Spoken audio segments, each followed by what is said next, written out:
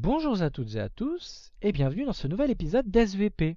Aujourd'hui nous allons parler de Fabrice Divisio et de sa gestion des plaintes contre le gouvernement. Il y a deux axes. Très bien expliqué ici, la partie Asso Covid où on peut télécharger gratuitement le document.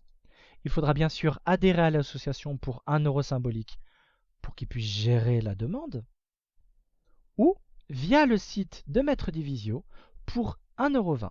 Information confirmée ici, on peut le voir sur le lien divisio.fr/recours. Ces plaintes ont fait beaucoup polémique. Comme l'a confié à France Info une source juridique, il y a eu 14 500 plaintes qui ont été déposées rien que sur le mois d'août. Mais le 14 septembre, Fabrice Divisio décide de tout arrêter. Comme il explique, la DSPE va accompagner les personnes soumises à l'obligation vaccinale et elles pourront déposer des référés symboliques devant les juges locaux. En effet, comme on peut le voir sur le site de la DSPE, on peut faire une plainte, par exemple contre Olivier Véran, avec des frais juridiques de 2 € en remplissant un formulaire en ligne. Comme on peut le voir sur le site de Société française de médecine d'urgence, il y a eu beaucoup de plaintes. 18 390 plaintes ont été réceptionnées par le service du procureur de la République de Paris.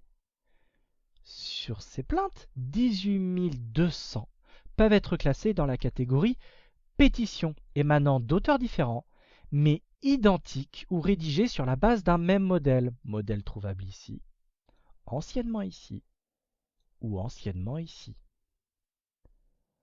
Les questions qu'on peut se poser, c'est: le modèle des plaintes était-il vraiment recevable? Mais la vraie question que les gens se posent, c'est: que va-t-il se passer? Leurs plaintes ont été mises caduques? Est-ce qu'ils vont être remboursés?